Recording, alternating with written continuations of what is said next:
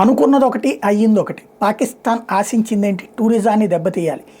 కాశ్మీర్లో పహల్గామ్లో జరిగినటువంటి ఘాతుకం వెనకాల టూరిజాన్ని దెబ్బతీసి అక్కడ మళ్ళీ ఆర్థిక స్థిరత్వం లేకుండా చేసి అక్కడ పేదరికం ఉండేలా చేసి చివరికి మళ్ళీ తీవ్రవాదం వైపుకి యువత వెళ్ళేలా చేసి సైన్యం మీద తిరగబడేలా చేసి రాళ్ళు వేసే వాళ్ళకి, పెట్రోల్ బాంబులు వేసే వాళ్ళకి డబ్బులు ఇచ్చేటటువంటి పాత రోజులకి తీసుకెళ్లాలనుకుంది.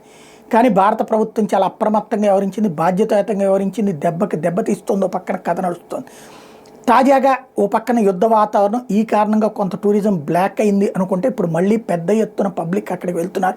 ఎప్పుడైతే విమానాశ్రయానికి అవకాశం కల్పించారో, రైళ్లకు అవకాశం కల్పించారో ప్రజలు పెద్ద ఎత్తున బారులు తీరి వెళ్తున్నారు. వైష్ణోదేవి ఆలయం నిండిపోతోంది. అట్లాగే అక్కడ ఉన్నట్టు పుణ్యక్షేత్రాలకి భారీ ఎత్తున వస్తున్నారు.